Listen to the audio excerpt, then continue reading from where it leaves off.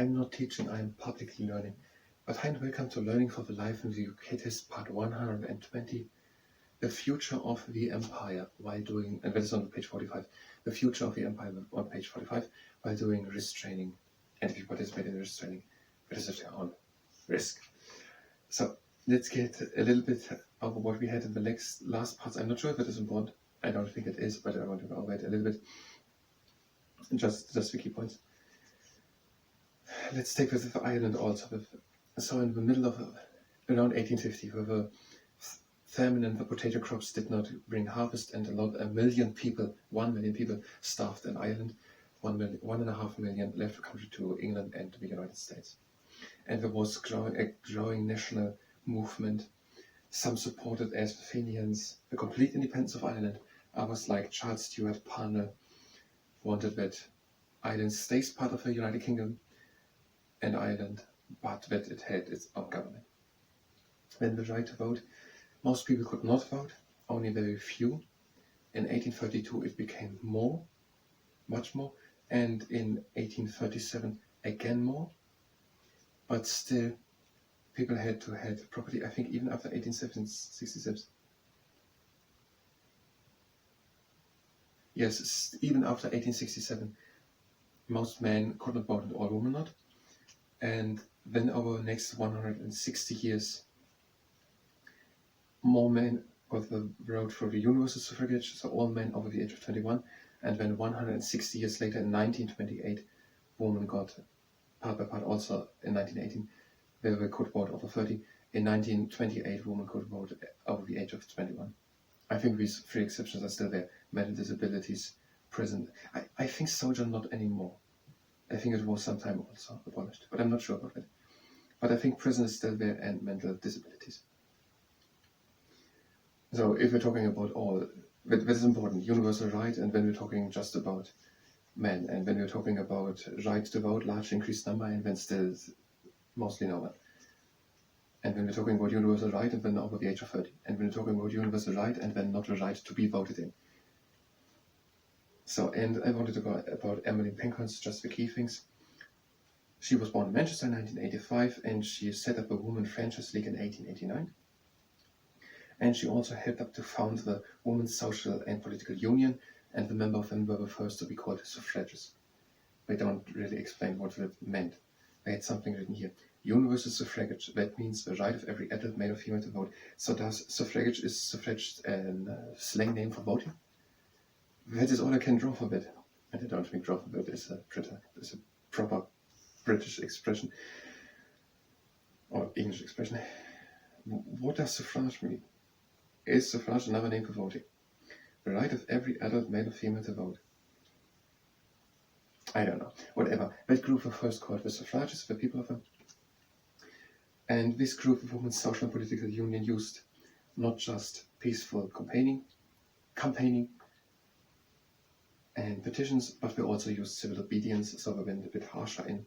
They used, for example, did they chain themselves to railways? I'm going listening again. Chain themselves to railways, or they smashed windows, and they committed arson, whatever that means. And many of them went on hunger strike. That means they did not eat and say, no, I don't want to explain. In 1918, a woman over the age of 13 were given finally the right to vote, and that was partly in recognition for the great efforts the women had done during the First World War. We will come to that, and maybe we will get this time a little more explanation, hopefully not to the war itself, but to the background stuff. And shortly before Pankhurst's death in 1928, women got, so we did not say in what year, but I'm going to assume it's 1928.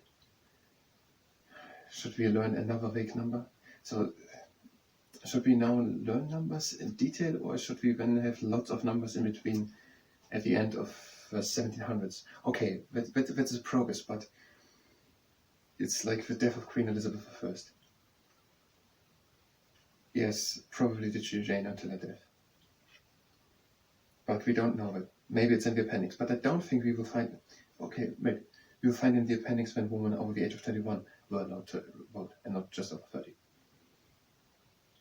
Should we now remember two things? Pankhurst's death 1928, and shortly before 1928, with this, imagine we're getting no more information to it and we're writing that as an answer. If imagining that would be a question and we should write something. Shortly before 1928. It sounds like a ridiculous. Now the future of the empire. Although the British Empire continued to grow until the 1920s, there was already discussion in the late 19th century about its future direction. So until the 1920s, the British Empire grew. It was the largest empire the world had ever seen. But it started in the 1880s, 1890s, future about the direction which it should have the British Empire. Supporters of expansion believed that the empire benefited Britain through increased trade and commerce. So some people were saying we should increase the British Empire, then we can trade more. And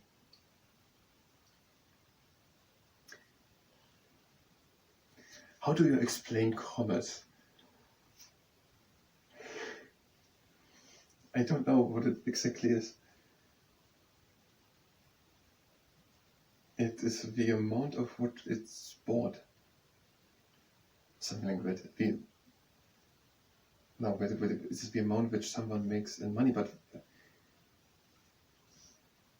I'm pretty sure most people cannot explain the word commerce, actually. They understand it and they know it's talked about money, it's some part of money, but they don't think they can distinguish it from the 7 or 8 other words. Others thought the empire had become overexpanded and that the frequent conflicts in many parts of the empire, such as India's northwest frontier or southern Africa, were a drain on resources. Others said that the empire is too big, it had grown too big, and that the oftentimes conflicts in the empire, for example, at the northwestern frontier of India's northwest frontier and Southern Africa. So the wars in Southern Africa and the northwestern conflicts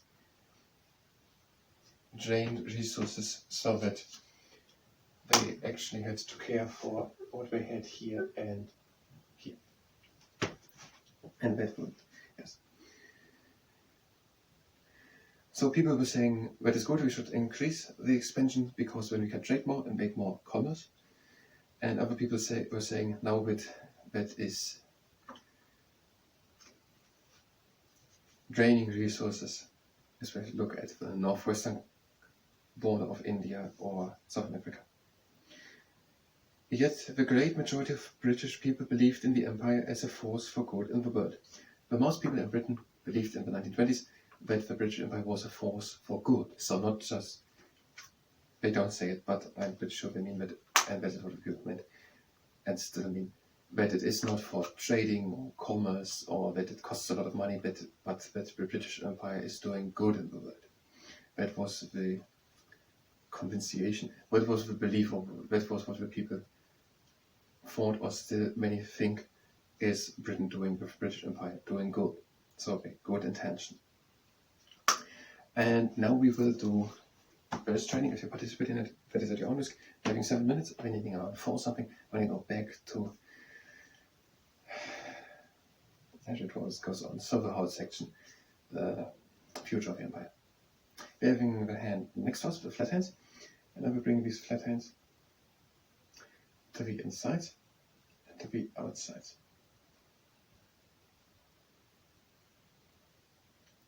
And that is the magician.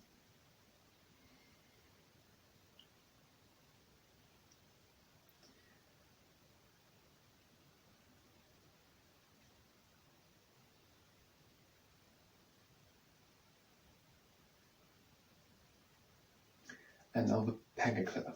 Having hand next to us and we bring up and again down. And we're having 3 rules. The first rule is that we are stopping as soon as we feel pain. The second rule is that we are going only as fast as we can go with a little bit of effort. And the third rule is that we're not overdoing it. So we're doing not even our potential. We're stopping prior to that. And now we're doing the T-Rex in the morning, flat hands out. We bring these flat hands down and up.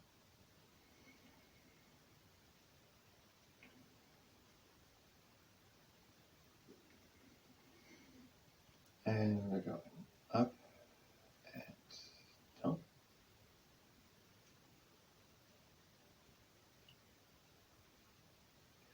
And now we're doing the cautious sweeping. We're placing the fingertips of one hand on top of fingernails of the other hand. And we're pressing a bit onto them.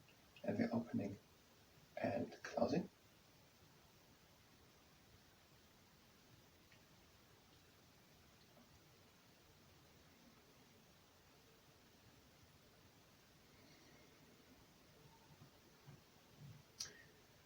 And we're opening and closing.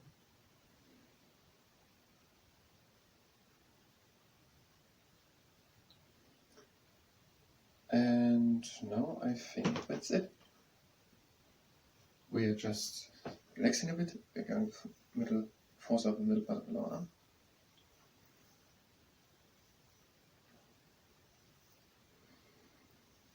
And on the other side, go with middle force, moderate force, over the middle part of the lower arm.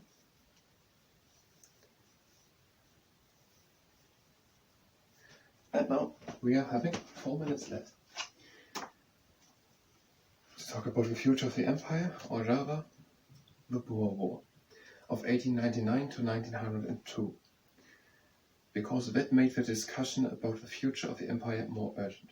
So that was the Boer War. The British went to war in South Africa with settlers from the Netherlands called the Boers. The Boers fought fiercely and the war went on for over 3 years. Many died in the fighting and many more from disease. So we will now talk mostly about war for the rest of the video. Many died in the fighting and many more from disease. There was some public sympathy for the Boers and people began to question whether the empire could continue. Okay, so the Boer War, that was 1899 until 1902.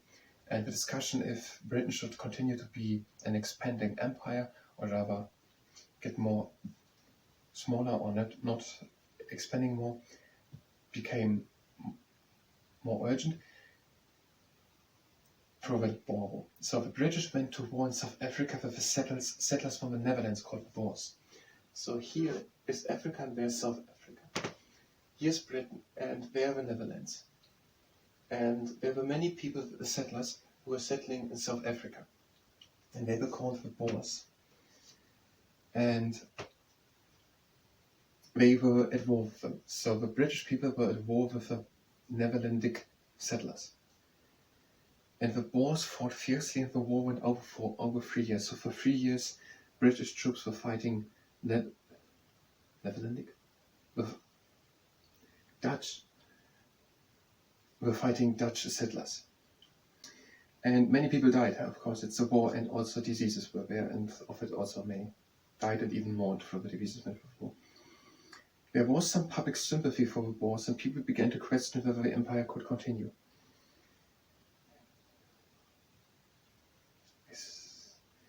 I'm pretty sure that is oversimplified, or we cannot really examine this sentence because there's a little information. So some people said the Boers are in the right, and also they were saying should we continue with this empire. As different parts of the empire developed, they won greater freedom and autonomy from Britain. So countries developed. We have it maybe a little bit with the United States of America in 1776 or already 200 years earlier or 150 years earlier. Many parts of the world developed, so many former colonies or parts of British Empire themselves as countries developed. And now they won greater freedom and autonomy. Autonomy means that they can govern themselves more and more. And eventually, by the second half of the 20th century, there was, for the most part, an orderly transition from empire to commonwealth, with countries being granted independence. So during the 1950s to the 2000s, and it still continues, they're having the Boer War on this side, as quotations, and not the other one. So many parts of the British Empire became their own countries in an orderly transition. So not like with we did not really write about it, not really as with the United States of America, where there was a year-long war, the War of Independence of the United States of America. But here it was an orderly transition.